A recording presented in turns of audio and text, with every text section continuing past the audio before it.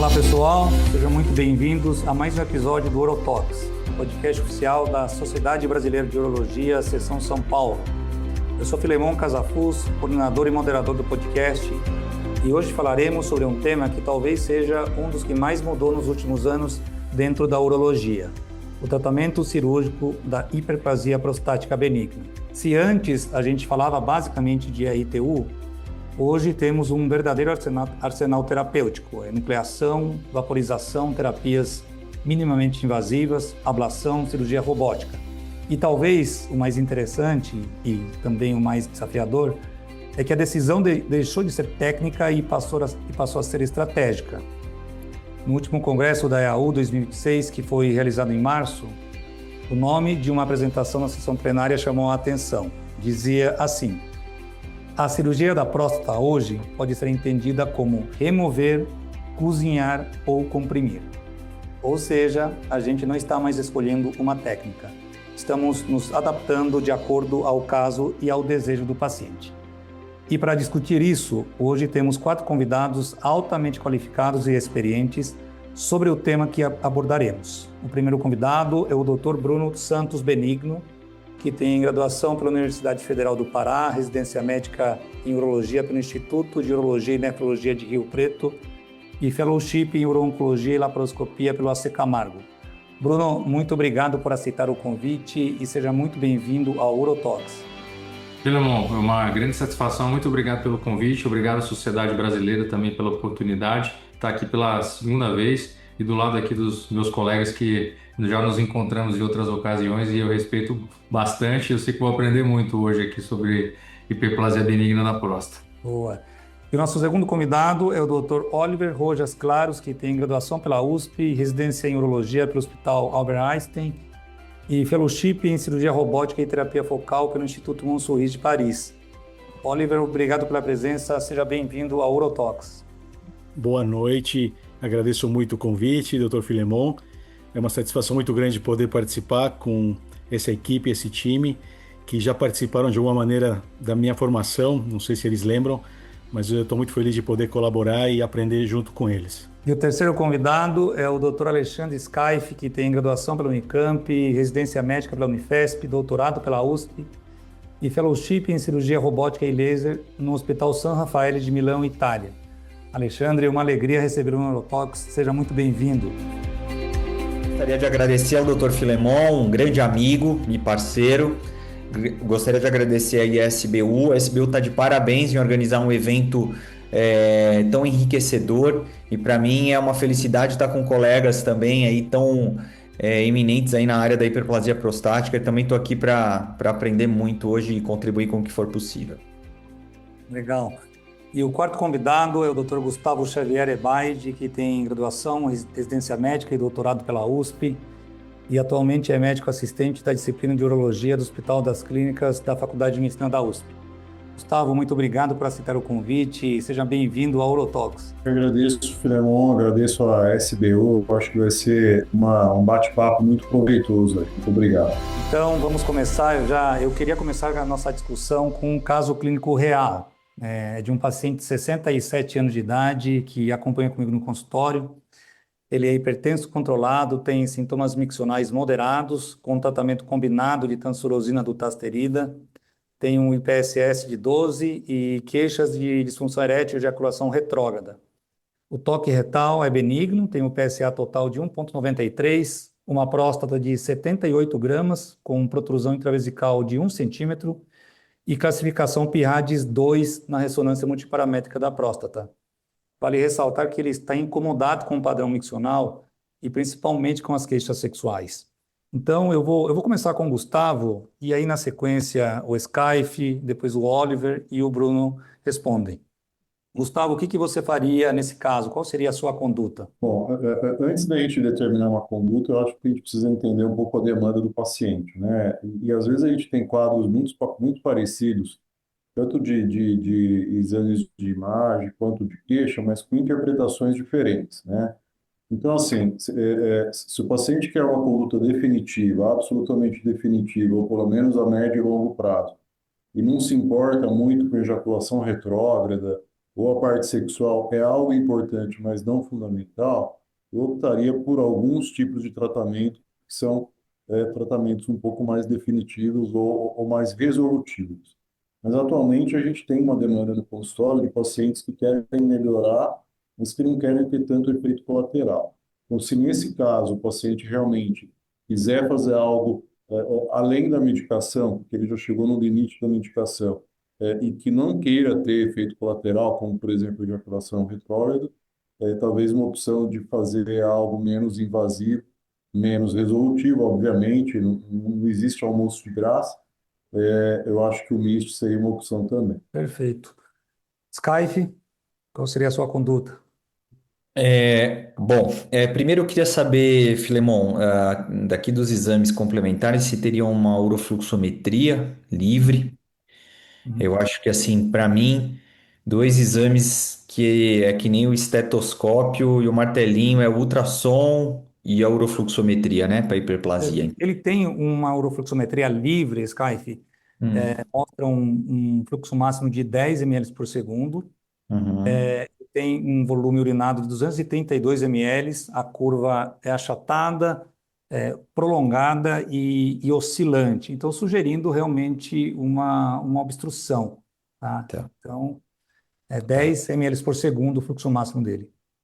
Então, assim, só para ser um pouco mais didático, assim, na minha visão clínica, eu acho que são três pilares aí no consultório para hiperplasia, sabe? O quadro clínico, o ultrassom e a urofluxometria livre. E se for ver isso tudo é barato, né? Não são exames complexos. Então, assim, considerando que ele tem um fluxo baixo, está incomodado já com as duas medicações, né? Já está com o alfa-bloqueador e o inibidor. Tem uma próstata ao redor de 80 gramas com um IPP de 1 centímetro.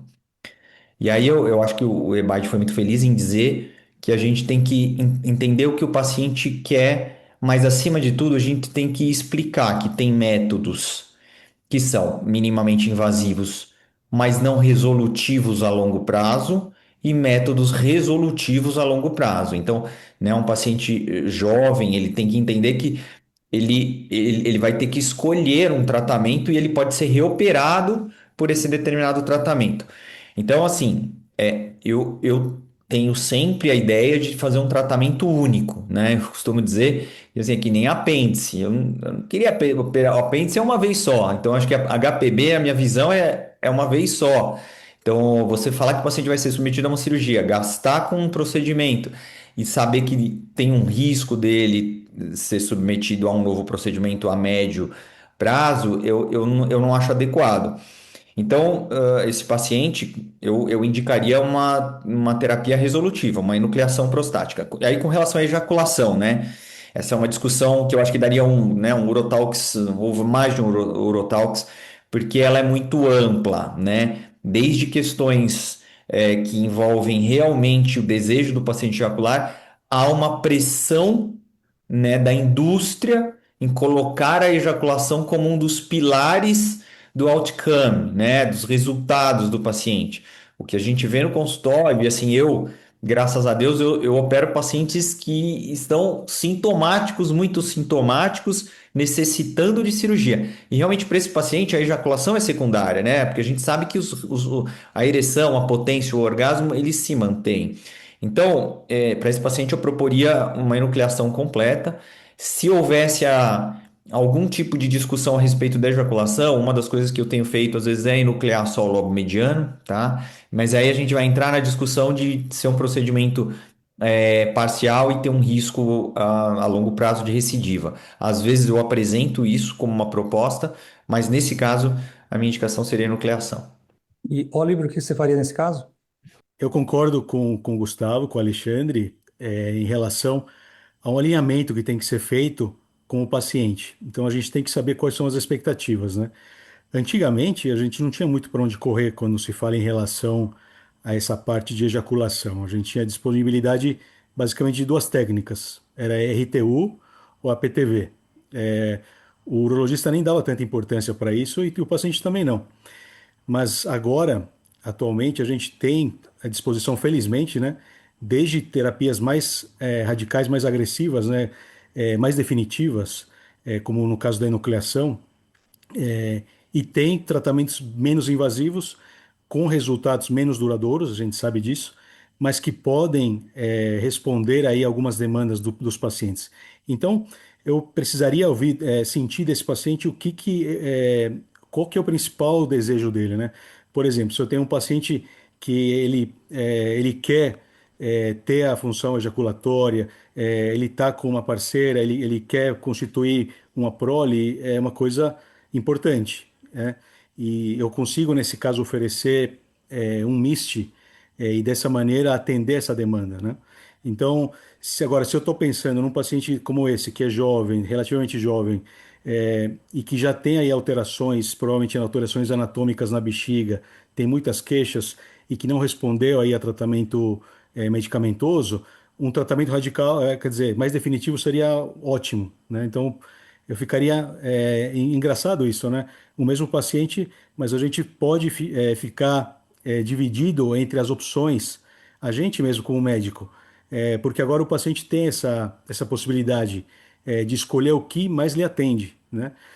Tem alguns trabalhos até que eles avaliam qual que é a expectativa do paciente em relação à duração do tratamento. O paciente às vezes não entende que o tratamento pode durar 10, 5 anos, ele quer resolver aquele problema naquele momento. Perfeito. O Bruno, então nós temos um paciente de 67 anos de idade com esse quadro aí, e uma das queixas dele, né, além do desconforto com o padrão miccional, é a questão sexual. Então, provavelmente, em decorrência do uso do medicamento, não foi citado aqui no caso, eu não apresentei o que a relação, se ele tem vontade ou não de preservar a ejaculação se for submetido a um procedimento.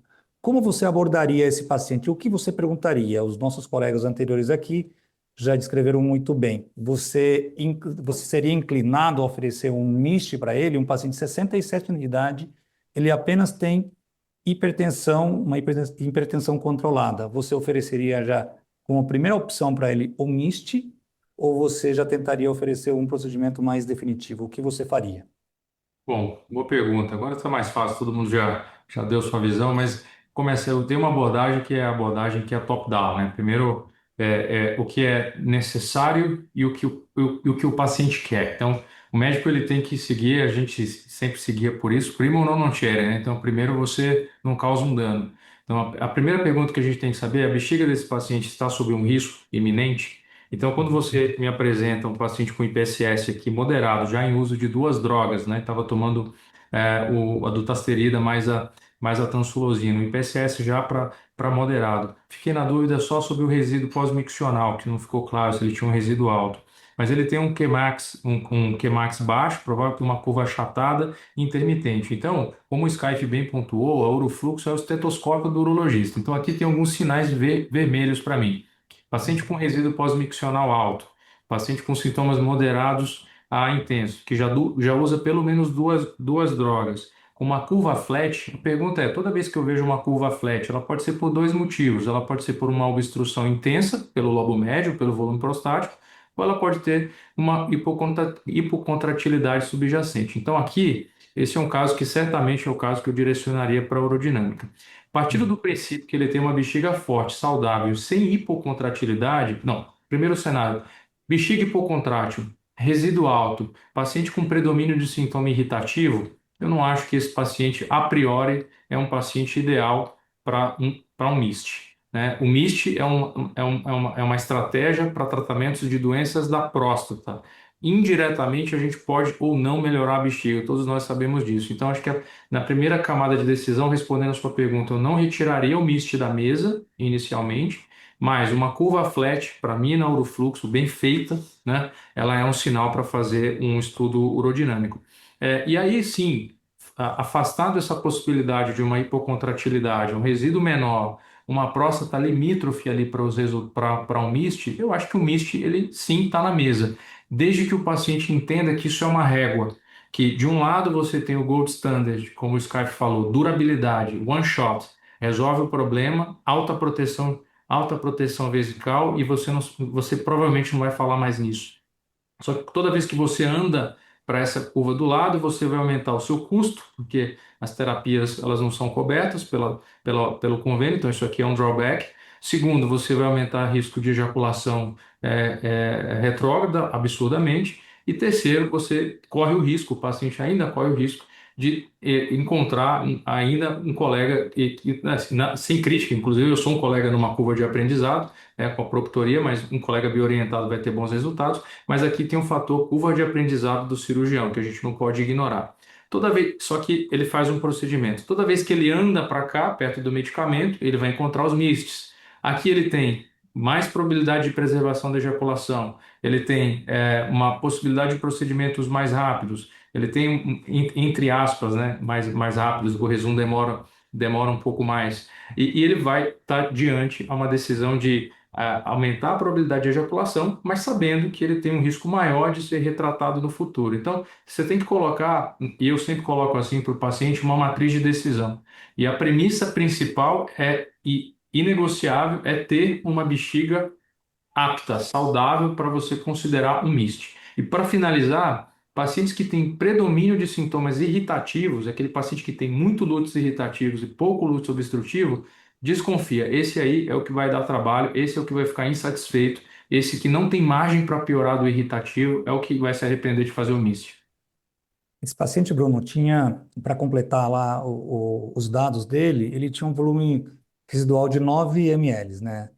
E ele tinha uma bexiga de 4 milímetros, então se a gente considerar que acima de 3 milímetros já é uma bexiga de parede extensa, então ele tem um discreto espessamento. Ele veio comigo para fazer um MIST, mas esse paciente acabou realizando uma enucleação, tá? E aí, eu vou continuar com você, Bruno. Tem uma revisão sistemática que foi publicada na revista Frontiers in Urology em outubro de 2022 e que avaliou os resultados a médio prazo do Rezum, né, em pacientes que têm lútis em decorrência da HPB, e essa revisão mostrou uma melhora consistente dos sintomas e excelente preservação da função sexual, mas com resultados funcionais inferiores às técnicas tradicionais e maior chance de retratamento em alguns pacientes. Partindo desses achados, eu gostaria que você explicasse melhor a técnica, indicasse para a gente quem são os candidatos ideais para fazer o Rezum, a durabilidade, os resultados e como você faz o segmento após o procedimento. Perfeito, Filemon, obrigado aí pela pergunta. Bom, primeiro, eu acho que para balizar, o que eu falo para os meus colegas urologistas que se interessam pelo MIST, em particular o Rezum, que é o que eu tenho mais experiência, eu falo, primeiro, Rezum não é cirurgia, Rezum é um procedimento. Então, eu não coloco o Rezum na categoria cirurgia. Cirurgia é POLEP, PTV, Green Laser, RTU, isso é cirurgia. O Rezum é procedimento, é como você querer comparar um Botox com cirurgia plástica. Basicamente é isso. Em alguns casos, o Rezum ele realmente vai ter um efeito duradouro. A literatura ainda não amadureceu para isso. No curto prazo, o que a gente vê? O Rezum é seguro. Então, é seguro. Então, baixas taxas de complicações graves, clavindinho 3, enfim. Então, é um procedimento seguro. Quando você compara as taxas de retratamento, que é especialmente esse estudo que você está falando, essa revisão sistemática, mas que incluiu o trabalho do McVeary, que foi o estudo pivotal, eles reportam inicialmente uma taxa de retratamento de 4,4%, uma redução ali, uma melhora no Qmax de 40%, uma redução de IPSS na ordem de 48%, uma redução do volume. Isso é o trabalho pivotal. Quando a gente vai olhar para os estudos de vida real, que já começaram a ser publicados após isso, a gente está começando a ver uma taxa de retratamento da ordem de 8% a 10% em 5 anos, que é o que eu acho que está mais em linha com a realidade. E aí a gente tem que redefinir o que é falha ao tratamento. Falha ao tratamento é voltar a usar a medicação, a gente pode definir isso, porque nesses estudos, quando você joga também a falha, quando você coloca a retomada do uso da medicação, a taxa de retratamento dos MISTs, em geral, gira em torno de 12% a 15%, com taxa de retratamento cirúrgico em torno de 4,5%. Então, acho que isso tem que ser comunicado. O que a gente ainda não tem, né? A gente não tem estudos randomizados. O estudo randomizado pivotal ele foi com sham, né? Com a cistoscopia. Então, os pacientes faziam a cistoscopia com resumo na primeiro versus só cistoscopia, e depois de 3 meses, quem fez o só cistoscopia foi submetido também ao resumo. Então foi a forma que eles usaram para fazer o controle. Mas um estudo muito interessante, só para finalizar aqui minha resposta, foi um estudo que saiu ano passado e que ganhou pouco espaço. E eu achei muito interessante porque posiciona, na minha opinião, o resumo em particular no lugar onde ele está. O resumo ele compete com a droga. Eu acho que em pouco tempo a gente vai começar a discutir se o primeiro tratamento, o tratamento upfront, que a gente aprendeu lá desde o início do R1 de urologia, que é mudança de estilo de vida, né? E depois a terapia medicamentosa, monodroga, 2 drogas, 3 drogas, a gente aprendeu isso. Eu acho que em pouco tempo o MIST vai entrar nessa caixa. Será que a gente pode discutir com o paciente upfront, medicação versus MIST? E a literatura já trouxe esse resultado, esse estudo com uma análise pareada, ajustada, comparando com os grupos do estudo, velho estudo M-TOPS, aqui todo mundo vai lembrar lá, finasterida com doxazosina. E ele comparou os resultados do resumo com o estudo M-TOPS. O que ele mostrou? Que os pacientes que fizeram o resumo tinham uma taxa de progressão de doença em 5 anos de 5%, versus 15% de taxa de progressão de doença para quem em 5 anos para quem usa doxazosina como primeira droga. 15%. Então, o resumo foi superior à doxazosina nessa análise ajustada. Mas ele foi igual à taxa de retratamento com finasterida. Qual que é a conclusão? Qual que é a conclusão? Há indícios, é uma análise pareada, é uma análise retrospectiva, mas há indícios que a taxa de progressão de doença da condição, ela pode ser superior ou pelo menos não inferior, isso a gente não tem esse dado ainda para afirmar, do que o tratamento medicamentoso. Então, eu acho que em alguns anos a gente vai ter uma evidência mais robusta para trazer a discussão do MIST upfront e deixar a cirurgia, né, para o quarto dos adultos. Então, basicamente, eu acho que é isso. O resumo não briga com cirurgia. O resumo, na minha opinião, urolift, todos os MISTs, eles brigam com droga e não com tratamentos tradicionais. Perfeito. Oliver, o Ecolaser é provavelmente o mais novo entre os MISTs aqui no Brasil, mas ainda é desconhecido por muitos urologistas, né? E uma meta-análise que foi publicada, saiu esse mês no Brazilian Journal, é de um grupo lá do sul do Brasil, que incluiu 17 estudos e 777 pacientes e que foram submetidos ao Ecolaser. Esse estudo mostrou uma melhora significativa dos parâmetros funcionais, uma redução média de PSS em cerca de 12 pontos, aumento do Qmax em 6 ml por segundo e redução importante do resíduo pós-miccional e também do volume prostático. E houve uma preservação da função ejaculatória e a ausência de impacto na função erétil em praticamente todos os pacientes. Por outro lado, né, quando comparado ao padrão ouro, que aqui o estudo considerou a RTU, o Ecolaser ainda tem resultados semelhantes em sintomas, mas menor ganho em fluxo urinário. Talvez a vantagem seja menor tempo cirúrgico, menor tempo de internação e a preservação da ejaculação. Eu queria que, da mesma forma que o Bruno fez, a partir dos dados desse estudo, que você falasse para a gente os aspectos técnicos desse procedimento, que é um procedimento novo, e o que diferencia o Ecolaser dos outros MISTs, né? E qual seria o paciente ideal também, na sua prática? E terceiro, como você posiciona o Ecolaser dentro do algoritmo de tratamento para HPB? Bom, acho que eu gostaria de explicar um pouquinho mais aprofundada a parte técnica, né? Porque ele é feito por uma via de acesso que não é tão familiar para o nosso urologista brasileiro, né? Então, é uma tecnologia que vem da Europa. Na Europa se faz muito acesso transperineal para biópsia, né, pelo urologista. E o urologista ele tem esse domínio desse acesso para realizar uma série de tratamentos. Inicialmente se começou e se faz muito tratamento para câncer com outras tecnologias. E agora chegou, isso na verdade o ano passado chegou no Brasil, essa tecnologia, o Ecolaser, que ele permite que você faça o tratamento da hiperplasia prostática benigna pelo acesso transperineal. Então basicamente, você usa um ultrassom biplanar que permite que você posicione agulhas numa parte de interesse ali do adenoma da próstata e por essas agulhas você introduz uma fibra de laser. Essa fibra de laser é uma fibra de iodo que produz uma área de ablação controlada. Então a gente tem uma imagem de uma elipse que a gente consegue programar a área de tratamento. E essa área de elipse ela é cada vez maior, quanto maior a energia que a gente aplica. Isso vai provocar uma necrose naquele tecido, no adenoma. E essa necrose, com o passar do tempo, vai levar a uma diminuição do volume da próstata e dessa maneira vai levar à melhora dos sintomas da HPB. Ele entra, então, respondendo a tua última pergunta, ele entra no grupo dos MISTs, né? Então, ele tem essas vantagens de ser um tratamento minimamente invasivo, e ele permite que você realize esse procedimento em regime ambulatorial. Então, talvez esse seja um diferencial dessa tecnologia. É, Você pode fazer esse procedimento sob sedação e um bloqueio local ali no períneo. Tem países da Europa que fazem apenas com bloqueio local. Quer dizer que o paciente ele pode ir embora horas depois do tratamento, né? E dessa maneira você pode beneficiar pacientes que não têm condição de fazer procedimentos maiores sob anestesia geral devido a comorbidades, né? Pacientes que têm restrições por uso de anticoagulação, uso de antiagregante plaquetário.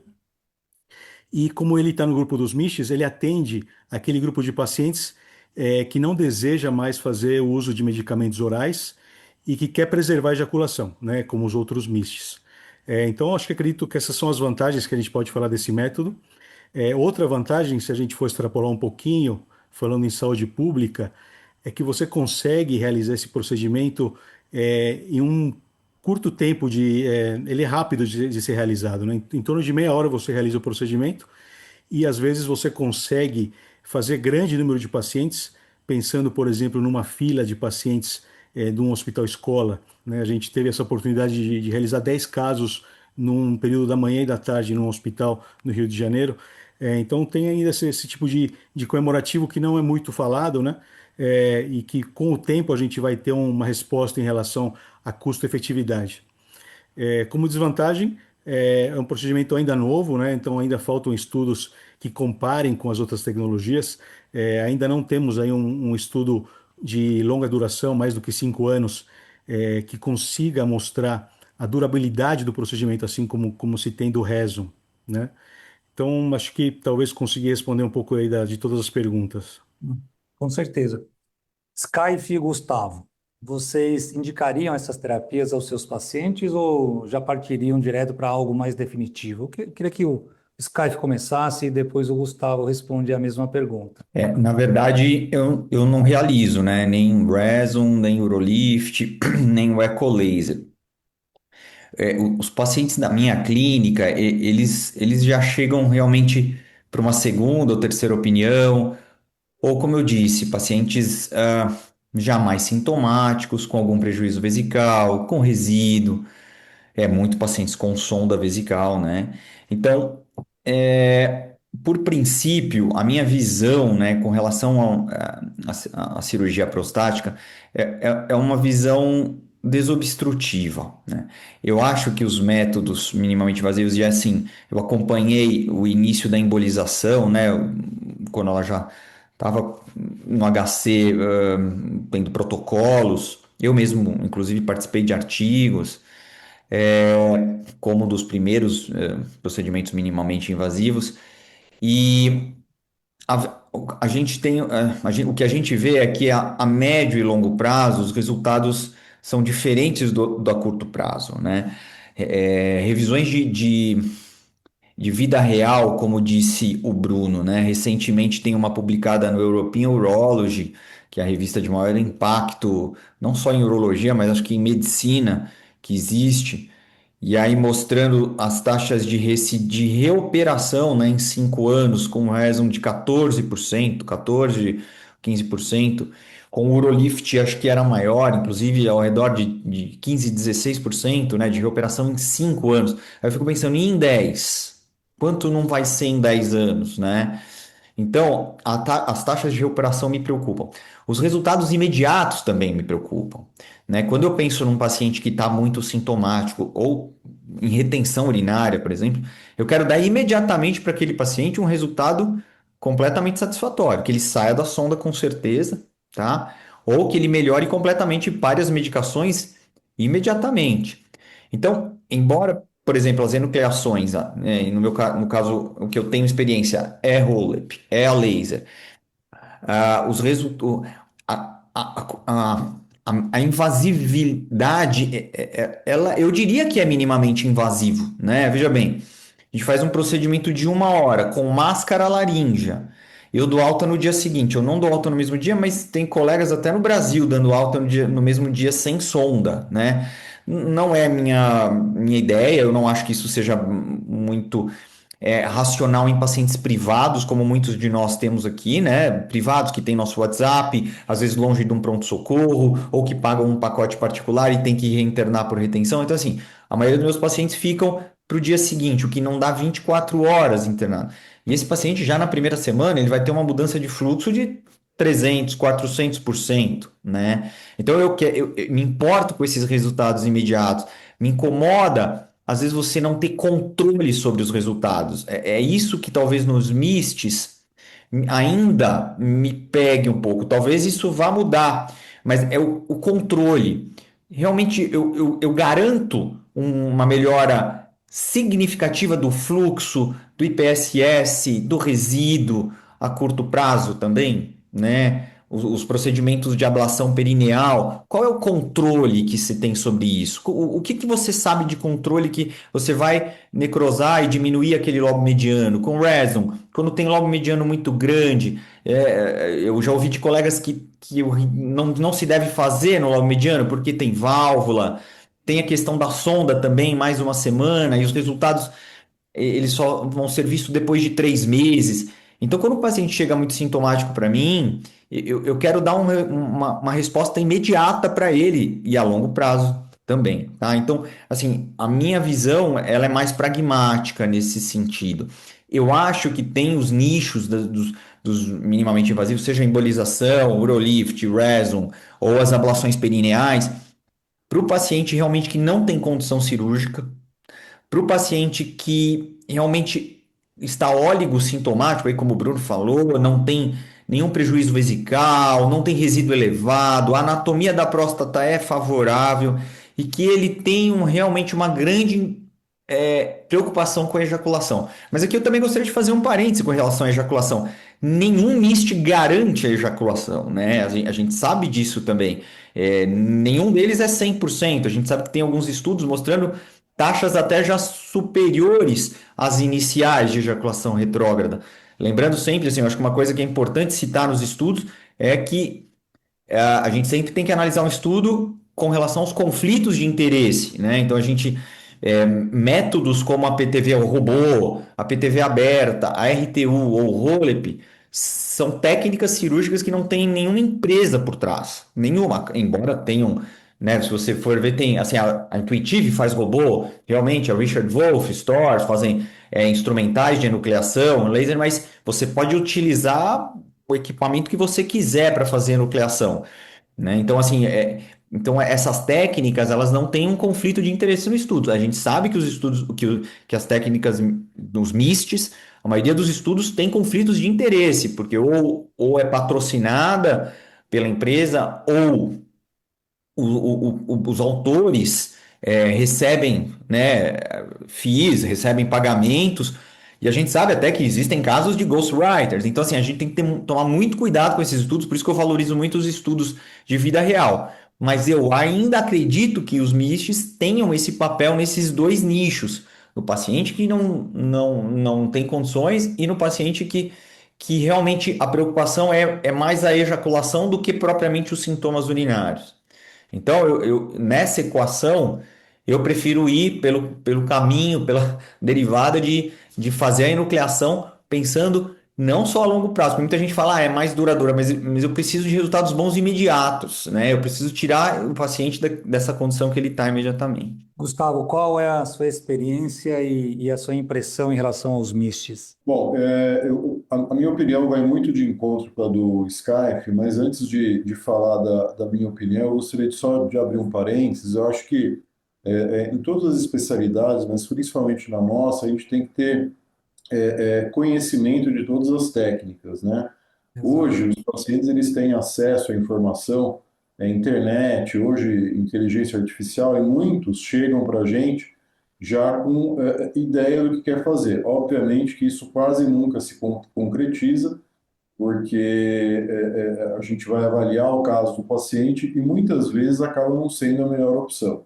Então, eu atendo no consultório muitos pacientes com HPV, assim como todos os nossos colegas, e a grande maioria quer um milagre, né? Quer algo pouco invasivo, que viu na internet, que consiga ir embora no mesmo dia ou no dia seguinte, que tenha um efeito absolutamente resolutivo e a médio e longo prazo. Nem sempre isso é possível, tá? O que eu vejo hoje no consultório é que muitos desses pacientes, eles preferem realmente ter um tratamento a médio e longo prazo a ter que fazer habitualmente um novo tratamento. Então, assim, eu não uso o MIST como rotina no consultório. Eu tive um paciente só, cuja a ejaculação retrógrada realmente era um problema para ele. Eu acho que a interpretação disso é muito pessoal, ele já tinha filhos, etc. Isso fazia parte do ato sexual, era realmente muito importante. Mas a grande maioria dos pacientes nessa idade, eles já não se importam tanto em ter uma ejaculação retrógrada. Portanto, eu normalmente faço tratamentos mais definitivos, que é ou a ressecção endoscópica prostática bipolar, ou para próstatas muito grandes, maiores, eu tenho habitualmente feito a prostatectomia robótica, a prostatectomia transvesical robótica, também entra nesse rol aí de procedimentos minimamente invasivos, tá? São cirurgias rápidas, normalmente de 40 minutos a 1 hora, que também vão de alta no dia seguinte, e que trazem aí uma resolução muito mais definitiva.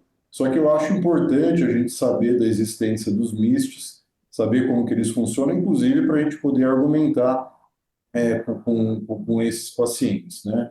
Então, eu não uso, respondendo a sua primeira pergunta, eu não uso de rotina, tá? Na minha opinião, são condutas de exceção, e aí também indo de encontro com o que o Bruno falou, que eu concordo plenamente, que na verdade, talvez uma substituição à medicação. Acho que é um concorrente da medicação e não das cirurgias propriamente ditas. Perfeito. Skype, a enucleação vem sendo colocada como uma solução anatômica definitiva, né, para a obstrução prostática.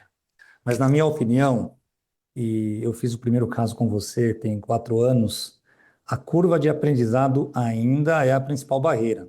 Eu acho que, de qualquer maneira, a técnica vem ganhando destaque no tratamento cirúrgico da HPB, mas é uma cirurgia tecnicamente mais difícil que as outras, né? Eu queria te perguntar, primeiro eu queria que você comentasse também o aspecto técnico da enucleação e se existe algum paciente em que você não indicaria a enucleação a laser da próstata. Para ilustrar essa pergunta, eu vou te apresentar o caso de um paciente que foi operado por mim há 2 semanas. Esse paciente tem 78 anos de idade, tem dislipidemia, hipertensão controlada, obesidade grau 1 e apresentava lútis severos com histórico de retenção urinária e uma embolização de artéria prostática que foi realizada em São Paulo em 2005. PSA total era de 4,89, o ultrassom mostrou parede vesical espessada com pseudodivertículos pequenos, um volume pré-miccional de 320 ml e um resíduo de 76 ml. A ressonância revelou uma próstata de 320 gramas, protrusão intravesical de 1,4 e PIRADS 2. O que você faria nesse caso? Esse caso é um caso para uma enucleação endoscópica a laser ou você indicaria outro tipo de procedimento? Bom, muito bom. Muito boa pergunta e o caso aí que você me colocou na parede.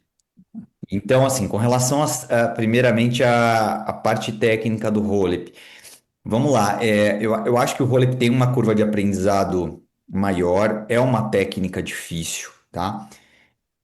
Mas temos aí o Oliver fazendo as ablações perineais, o Bruno fazendo Reson e o Ebaide, um grande especialista aí na PTV robótica. Todos eles tiveram curvas de aprendizado, ou estão em curva de aprendizado, alguma coisa, que também são longas. RTU de próstata, fazer RTU de próstata, para você fazer bem, a curva de aprendizado, tem um estudo japonês antigo, é que o japonês ele é mais sistematizado, ele fala em 80 casos. Veja bem, 80 casos de RTU para você passar a curva, e a curva deles era ressecar mais de 1 grama por minuto, né? Entende? Isso é muito simbólico. Então, o Rolep, eu diria que ele, né, uma das críticas a ele é isso, né? Então, como resolver isso? Na verdade, se hoje eu mudasse, eu não tenho como mudar para um cirurgião de PTV robótica hoje. Os meus casos eu faço Rolep. Eu teria que ter muitos casos de PTV para eu ficar bom de PTV ou de Reson, ou mesmo de outras ablações, Aquablation. O que eu falo sinceramente é que talvez as enucleações ou a enucleação a laser não é para todo urologista. Você precisa ter uma clínica, você precisa ter um movimento, ou seja, no sistema público, né? Então, colegas que trabalham no sistema público que tem um movimento grande que vão poder ter densidade de caso, ou na clínica privada. Porque o que eu vejo muito no Brasil, né, é o curso. Um curso aí o cara vai lá e assiste um pouco e faz uns casos, faz um pouquinho, mas depois ele só vai ter um caso dele depois de 1 mês, 2 meses. Não vai passar a curva. Mesmo que ele tenha um por mês, não vai ser, é muito difícil. Você precisa de densidade de casos. Você precisa estar operando toda semana, né? Pelo menos a cada 2 semanas, mas né, mesmo eu que tenho experiência, se eu passo uma semana, eu vejo que minha mão já ficou um pouco diferente. Assim, eu percebo que eu talvez, né, fiquei ali mais lento, preciso recuperar a velocidade naquele movimento. Então, eu sei que é meio duro dizer isso, mas talvez não seja todo urologista falar como a RTU, né, que todo urologista faz. Talvez o dia que isso tiver nas residências médicas, mas também na residência com alto volume, aí eu fico pensando, como é que faz para aprender RTU, para aprender PTV, para aprender Rolep, para aprender MIST? Não dá, ninguém vai sair da residência expert, né? Então eu acho que tem isso, às vezes esse conceito de que, poxa, não, enucleação, todo mundo vai fazer? Não, né? Por exemplo, se eu tiver um caso de PTV robótica, eu vou chamar o eBay. Eu não vou fazer sozinho. Eu não vou. Não dá. Entendeu? Meu segundo, meu terceiro também não. Então, talvez tenha uma mudança de mentalidade de que cada procedimento você precise de colegas que tenham grande experiência, porque no fim é o melhor para o paciente, né? A gente sabe que nos Estados Unidos isso é mais comum, no Brasil a gente faz muito de tudo, né? Tem essa visão, mas eu acho que talvez a gente tenha que mudar a mentalidade, né? Que se eu tiver um rezo, eu vou falar com o Bruno. Bruno, faz o caso. Você entendeu? Porque os resultados dele são melhores, tá? Então, eu acho que essa é uma mensagem que eu gostaria de passar. E com relação aos limites, eu acho que sim, tudo tem limite. Eu já fiz casos de 360 gramas, 280. Hoje, se o paciente, por exemplo, esse que você apresentou, tivesse uma cirurgia abdominal, não pudesse fazer um acesso abdominal, eu faria o Rolep. Eu tenho acesso a um equipamento extra longo, tá? Que nesse caso é importante, porque a morcelação, às vezes você não vai alcançar a bexiga, o aparelho normal vai ficar no colo, tá? Eu tenho velocidade para isso e eu acho que você preservar um pouco o ápice da próstata é bem possível e diminuir realmente os riscos de incontinência nesse caso. Mas, sim, eu acho esse um caso que talvez eu pudesse discutir com o paciente e indicar uma PTV robótica, tá? A cirurgia também não vai ser extremamente fácil, o EBAID pode dizer, existem casos de PTV e esses casos muito grandes, às vezes, que também tem grande dificuldade, às vezes sangra também bastante, mas eu acho que esse talvez fosse um caso, sim. Isso que eu estou falando, eu tenho bastante experiência. Para os colegas que têm menos experiência, eu acho que esse limiar tem que ser mais baixo ainda, entendeu? Porque senão você vai se frustrar, você começa a ter uma experiência com próstatas médias e de repente pinta uma de 200 gramas e você vai lá fazer e os resultados não são bons. Então você vai ficar frustrado, vai dar um resultado ruim para o paciente, começa a queimar o método. Então talvez você deva ter uma curva e aí ficar entre 80 e 100 gramas e a partir disso você faz robô. É uma alternativa. Eu acho que sim, acima de 250 gramas, se você não tiver equipamento adequado, o que é equipamento adequado? Laser de alta potência bom, lâminas de morcelador excelentes, se possível, de alto rendimento, que são as VMAX da Richard Wolf, por exemplo, que morcelam 20 gramas por minuto, são descartáveis, tá? Custam mais caro.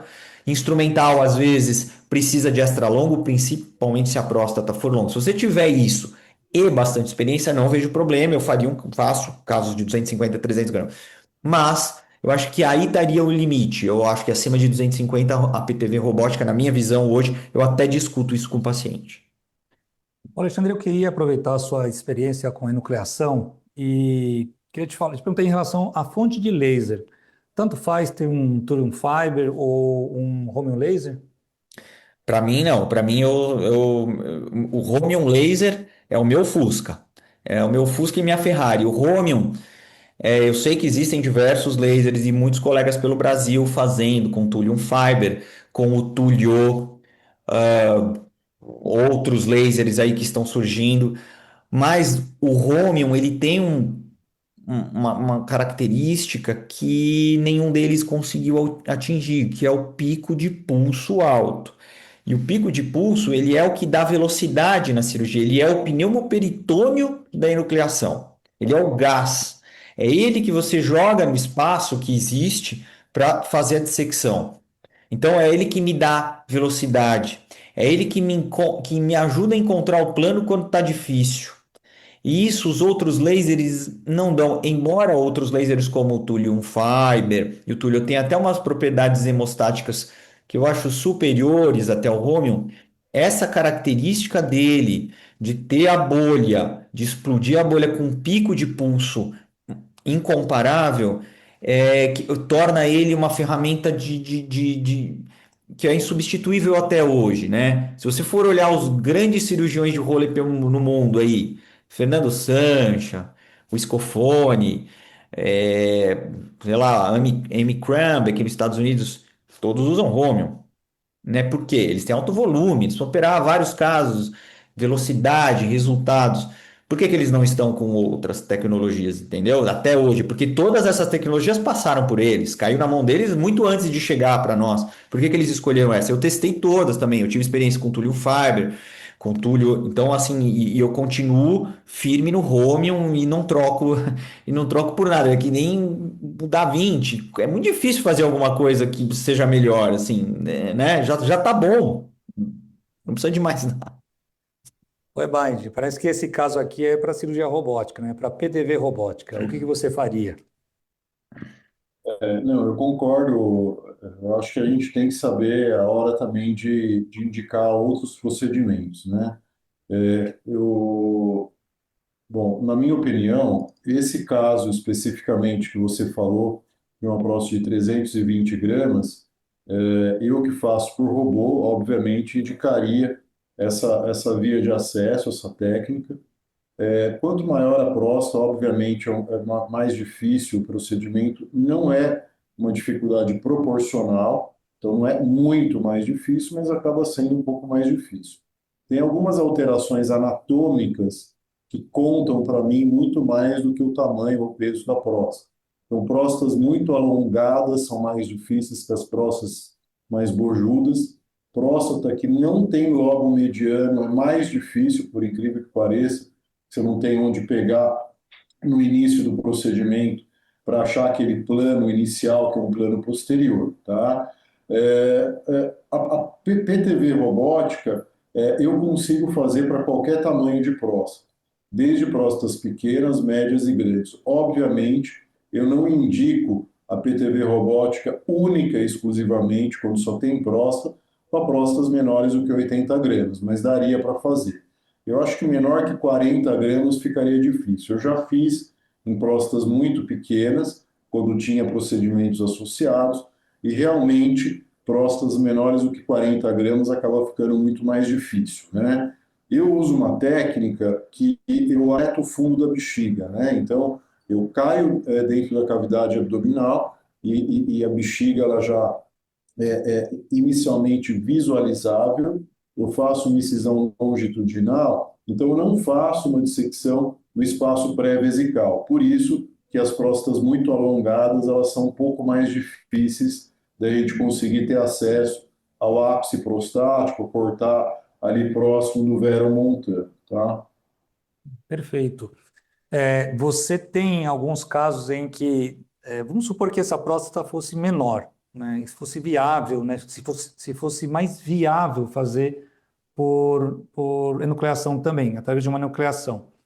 Tem alguns casos em que você tem uma hérnia inguinal. Pelo fato de ter uma hérnia inguinal, você daria preferência a uma PTV robótica ou tanto faz, você preferiria se pudesse fazer uma enucleação? Não é o seu caso, né?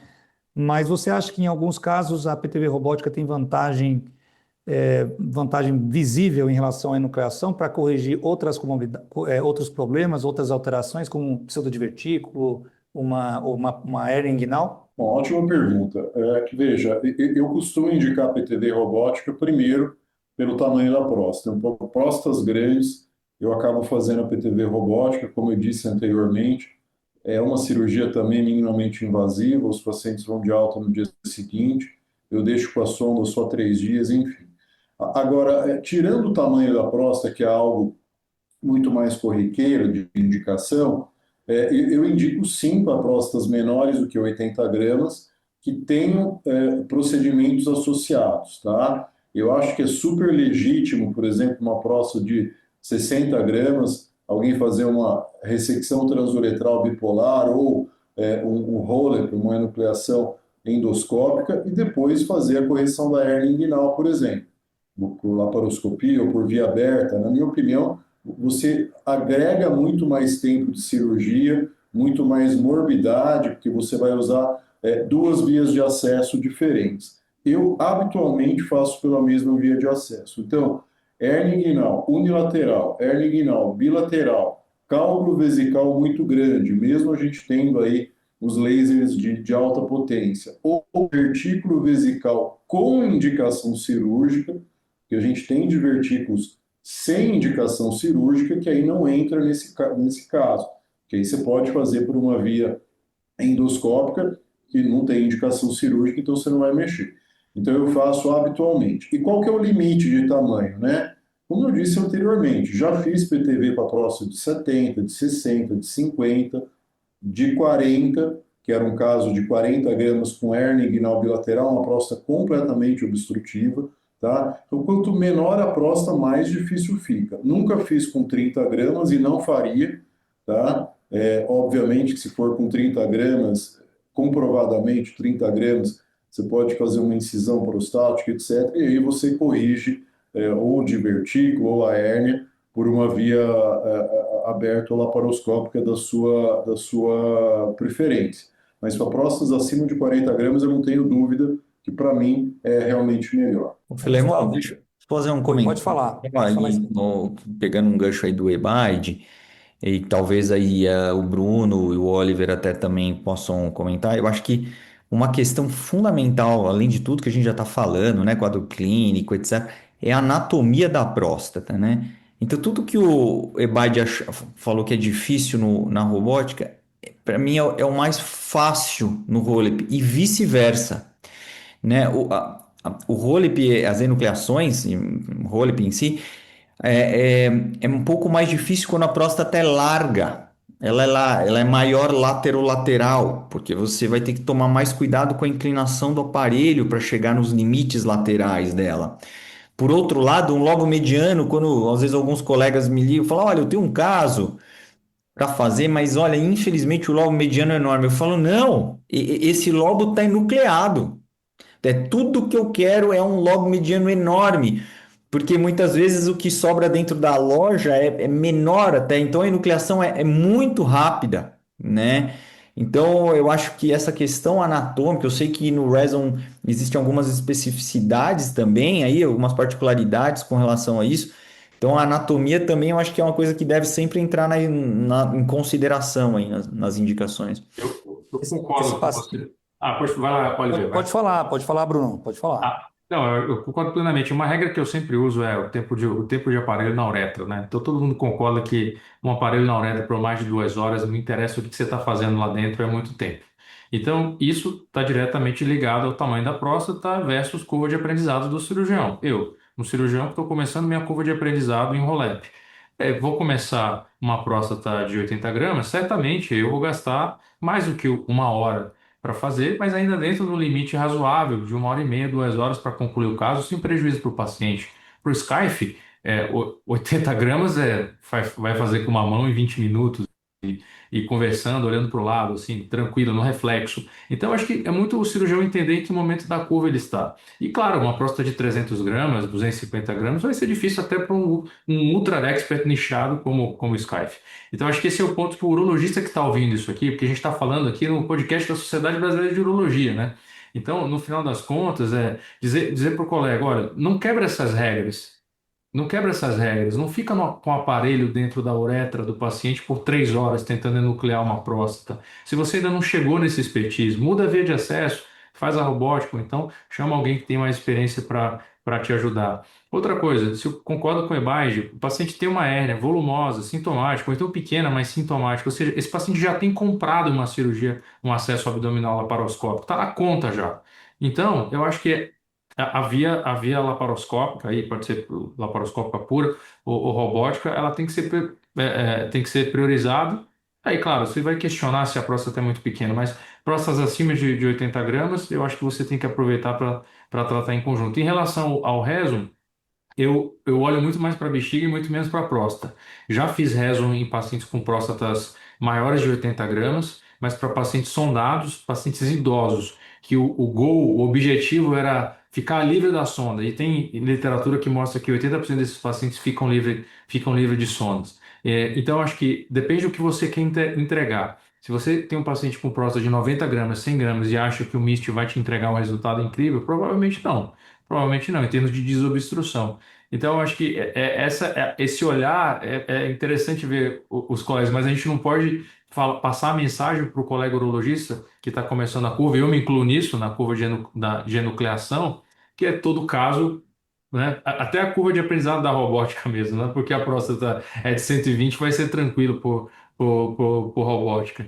Então, acho que esse é o ponto principal. Mas tempo de uretra é algo que, para mim, assim, essa é a mensagem que eu queria deixar como inegociável. Eu O gostaria Ebaide, de. esse caso aqui, a gente tem robô aqui em Bauru e eu acabei fazendo uma prostatectomia robótica nele.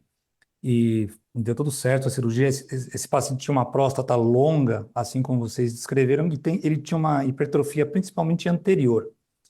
E mais uma coisa, a incisão para a gente retirar a peça foi razoavelmente grande. Então, eu queria perguntar para o Ebaide novamente. Qual a incisão que você usa quando a peça cirúrgica é muito grande? Se você continua fazendo supraumbilical ou você faz fan steel?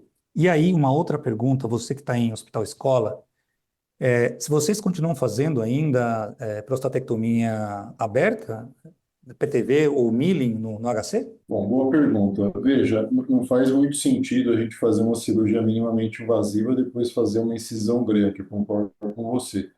Então, eu vejo duas alternativas. A incisão que eu costumo fazer é a mesma incisão para retirar a peça da prostatectomia radical, tá? Claro que eu não faço uma incisão muito grande, tem um certo limite.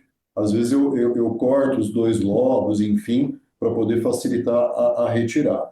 Alternativas para isso. Fanistil, nunca fiz, tá? Mas eu acho que é uma boa opção, porque a cicatrização é muito melhor do que uma incisão supraumbilical. E tem uma alternativa muito boa que eu já usei e uso para próstatas muito grandes, para não ter que ampliar muito, que é o morcelador, que é o mesmo que a gineco usa para fazer o morcelamento de mioma, ou de útero, miomatoso, enfim. E vai muito bem, tá? Então, são essas opções que eu faço. Ou um corte um pouco acima do umbigo transversal, que eu acho que evita muito mais hérnia do que quando você faz longitudinal. Se eu precisar fazer muito maior do que isso, e obviamente isso é proporcional ao tamanho da próstata, eu sei antes da cirurgia, eu peço um morcelador, que pode ser permanente, tá? Então existe o morcelador permanente da Storz, ou você pode solicitar um morcelador descartável na hora que você agenda a cirurgia, porque é um material que vai precisar ser autorizado pelo plano de saúde, que também vai muito bem. E em relação à cirurgia aberta no HC, vocês têm feito ainda? E qual é o tipo que vocês fazem? Fazem PTV ou fazem milling? A cirurgia aberta, na época que eu fiz residência, né? Eu me formei da residência, acho que já faz uns 20 anos. Naquela época a gente fazia PTV aberta e mira em aberto, tá? As coisas foram evoluindo e hoje a cirurgia laparoscópica ela acabou ganhando muito espaço, tá? Então hoje a gente faz a PTV robótica toda sexta-feira de manhã. Alguns assistentes fazem a PTV laparoscópica, agora aberta, ainda é feita porque o residente ele precisa aprender, mas numa escala menor. Perfeito. Eu queria começar agora com o Bruno, ele que tem experiência com um outro método de tratamento para HPV também. Eu sei que você tem experiência com cirurgia robótica, com enucleação, com MIST, com RTU e também com Greenlight. Então, eu queria te apresentar um caso que foi operado por mim faz 6 meses. Ele é um paciente de 60 anos, hipertenso, obeso, rim único, portador de miastenia graves e arritmia.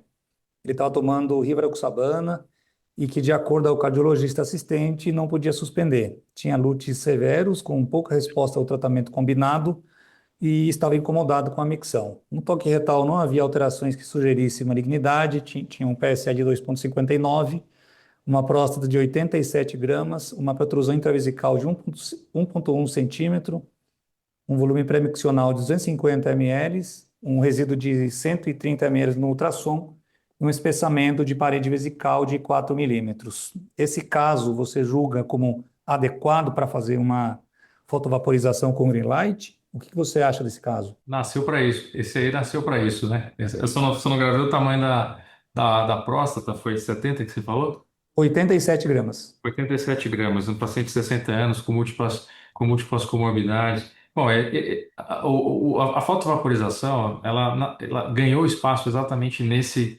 cenário de pacientes, né? Pacientes anticoagulados. Então, a gente sabe que o laser ele tem uma alta absorção pela hemoglobina, ele vai liberar energia numa intensidade, em um pulso de energia muito rápido, isso acaba vaporizando o tecido instantaneamente. Essa fibra ela evoluiu, hoje o que tem no mercado é o Greenlight, o XPS, que ele tem um resfriamento, e a grande vantagem desses métodos, né, desse método, é que a gente faz o 3 em 1, né? Na RTU tradicional, a gente tem 3 tempos: a ressecção, a aspiração e a hemostasia. E basicamente no Greenlight, nós temos 2 tempos, vamos colocar assim, a ablação e ao final, barra a hemostasia, e ao final uma segunda, um second look ali de hemostasia. Isso nos permitiu tratar próstatas mais volumosas, exatamente pelo princípio do tempo de aparelho na uretra.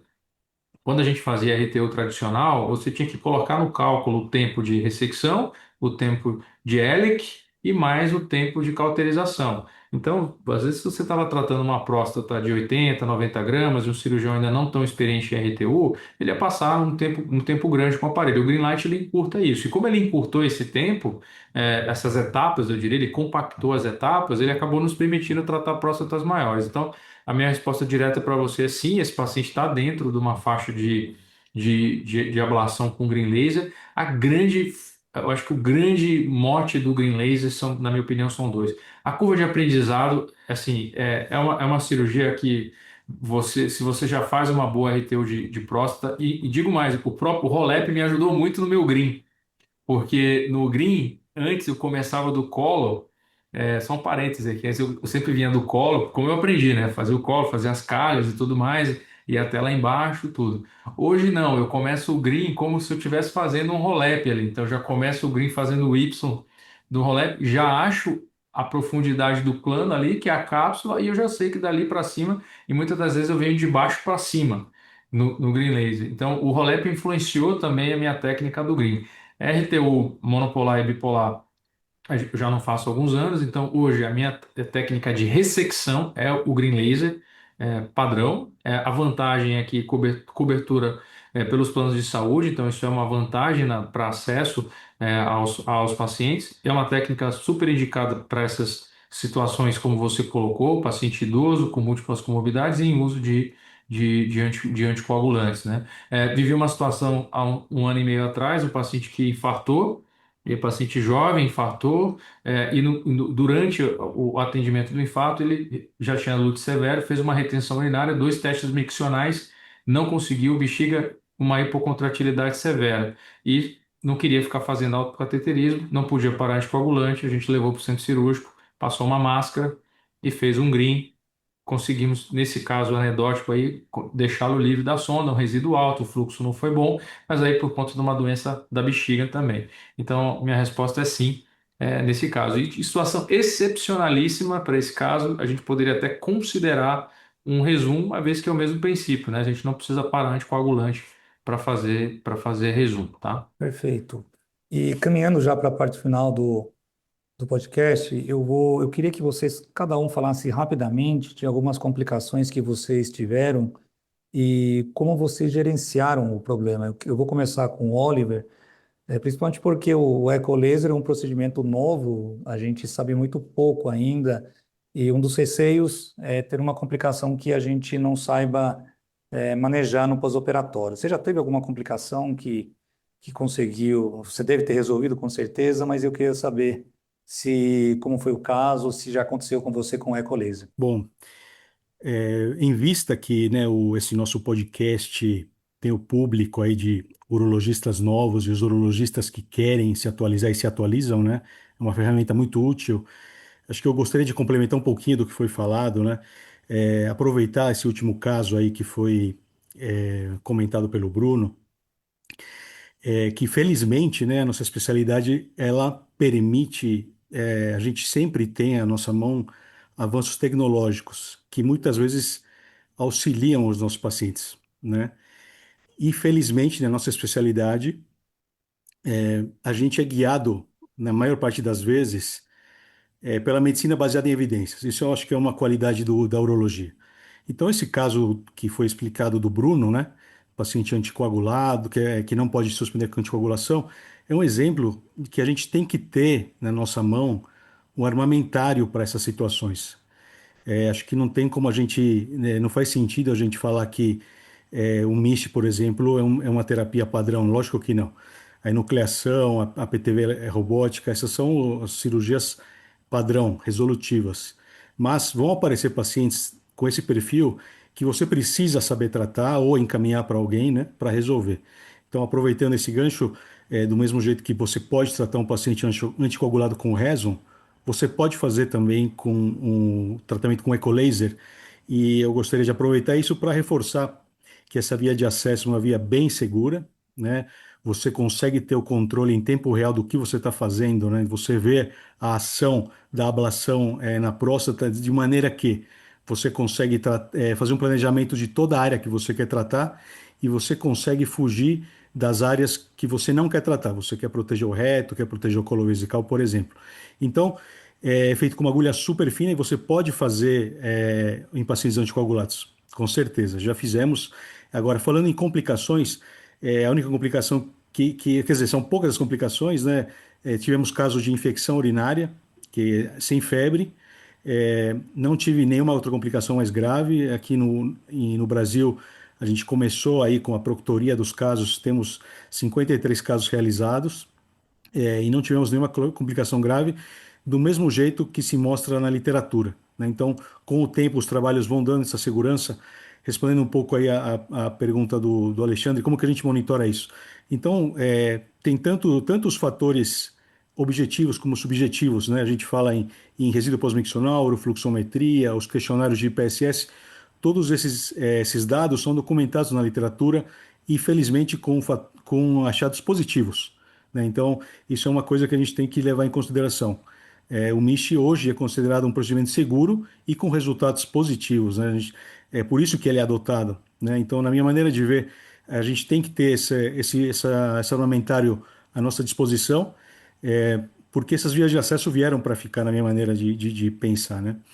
Em relação às complicações, eu até vou aproveitar para agradecer aqui o Skype publicamente.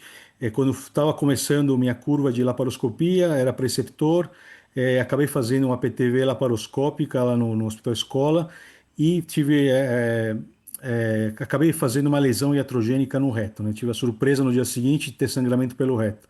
Então, esse paciente a gente reabordou, fizemos a rafia ali do reto, mas infelizmente ele perpetuou ali uma fístula da bexiga para o reto.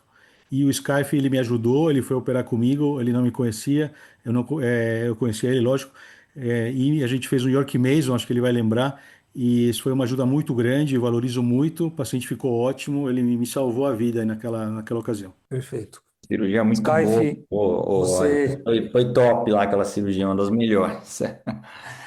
você já teve alguma complicação grave com a enucleação? Ó, na verdade, assim, grave, eu vou contar um caso que é anedótico, né, que eu até compartilhei com os colegas cirurgiões ao redor do mundo, não foi grave, mas assim, assustou.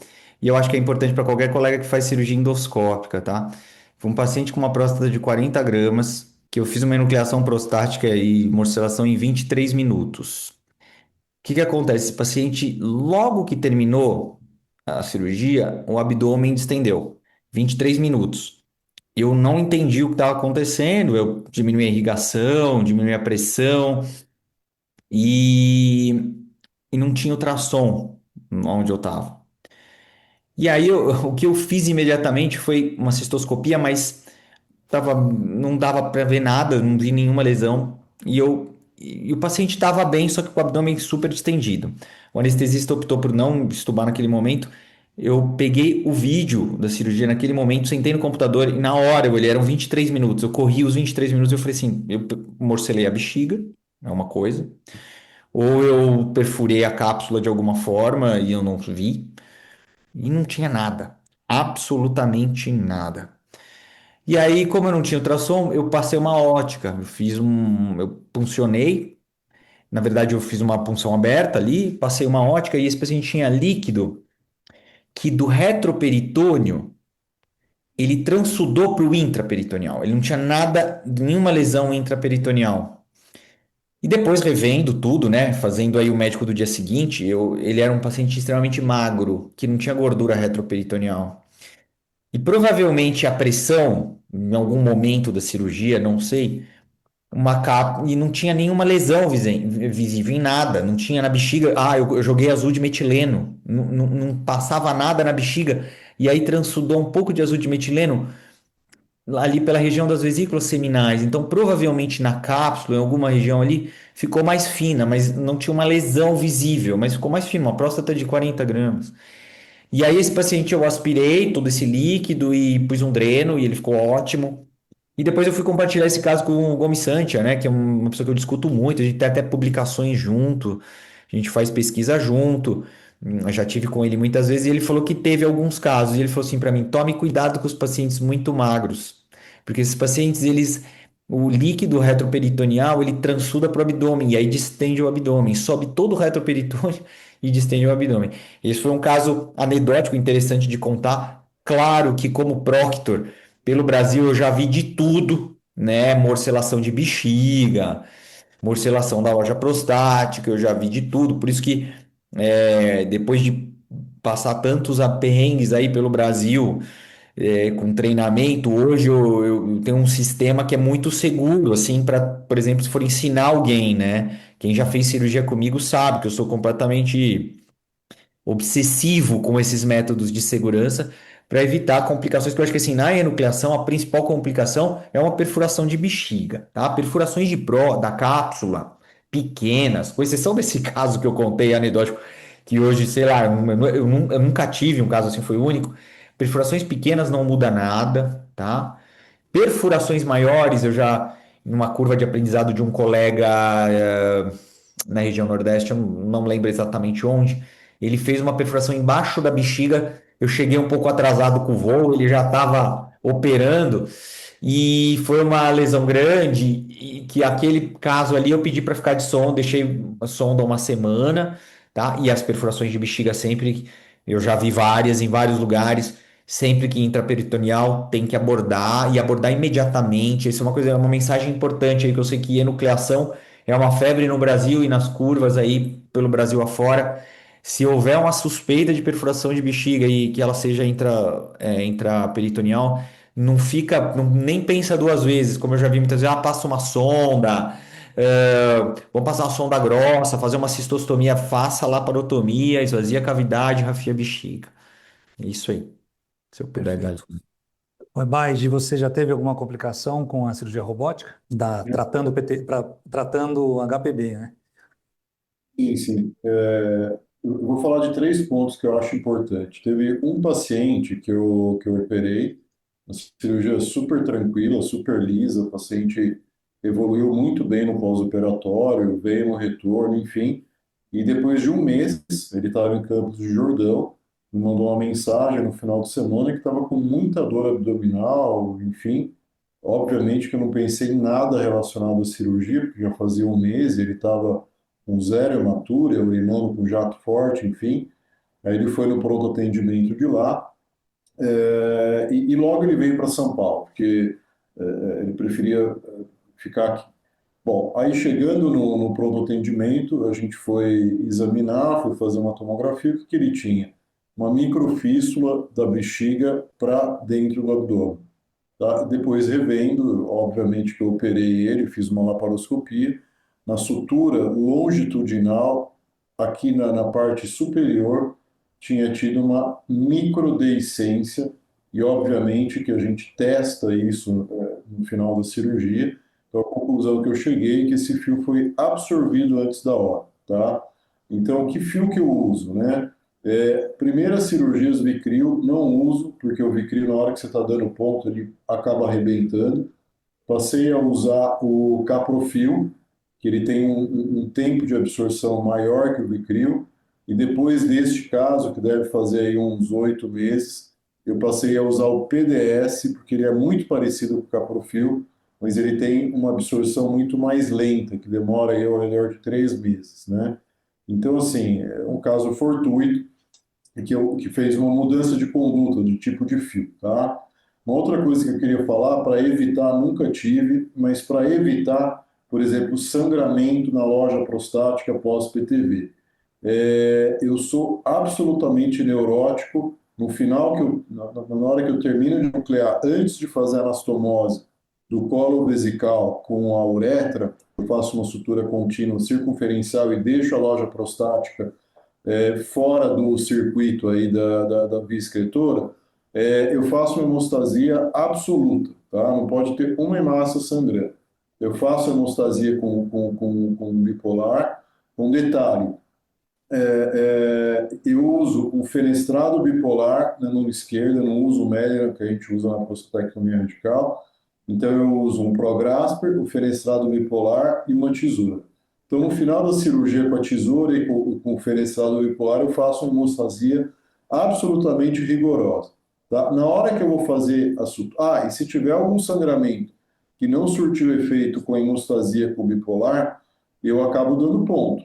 Aí eu troco, coloco o porta-agulhas, mão direita e esquerda, e no lugar do Prograsper aqui que eu estava usando para apresentar, eu coloco o fenestrado bipolar. Porque se de repente, na hora que eu estou dando ponto, surge algum sangramento, eu não tenho que trocar tudo de novo, tá? Então eu dou ponto. E aí depois eu faço a anastomose. Com isso, o paciente pode ficar sem irrigação vesical. Eu acabo deixando, porque, enfim, à noite, etc. Mas no dia seguinte, todas as irrigações são desligadas, o paciente vai embora com a sonda e tira em 3 dias. E o terceiro ponto que eu queria falar é quando a bexiga é ruim, o Bruno falou bastante aí, às vezes a doença a bexiga já é uma bexiga doente, não na PTV, mas quando eu vou fazer algo transuretral, resíduo muito alto, paciente que entrou em retenção, no momento da retenção tinha um resíduo mais do que 900 ml, eu sempre deixo uma cistostomia, porque não tem nada mais desagradável que você termina a cirurgia, faz, depois de, sei lá, 1 ou 2 dias, tira a sonda, esse paciente entra em retenção, você não sabe se a retenção é porque sobrou um pouquinho de paramontanal, ou se é a bexiga que está doente, fazer cateterismo, o paciente vai embora, é desconfortável. Então, óbvio que não são todas as cirurgias, mas quando eu prevejo que realmente eu vou ter um pouco de chance de retenção no pós-operatório, eu acabo deixando cistostomia. Perfeito. E claro que não podemos esquecer da realidade do nosso sistema de saúde, tanto na saúde suplementar quanto no SUS. Muitas vezes as opções disponíveis ainda são a LTU e a prostatectomia simples aberta. e que continuam sendo procedimentos eficazes e fundamentais no nosso dia a dia. No fim, a decisão é individualizada e isso passa, na minha opinião, por alinhar a expectativa, explicar bem os resultados possíveis, as complicações possíveis, os custos e a disponibilidade das técnicas. Estamos chegando ao fim de mais um episódio do Urotalks. Eu agradeço aos nossos convidados pela participação e pela qualidade da discussão. Eu vou passar a palavra a vocês para as considerações finais e para uma mensagem rápida que os nossos ouvintes possam levar para casa. Vou começar com você, Bruno. Eu até gostaria que você aproveitasse e comentasse um pouco também se você já teve alguma complicação em relação ao rezo. Depois, o Oliver, o Skype e, por último, o Ebaid faz o encerramento.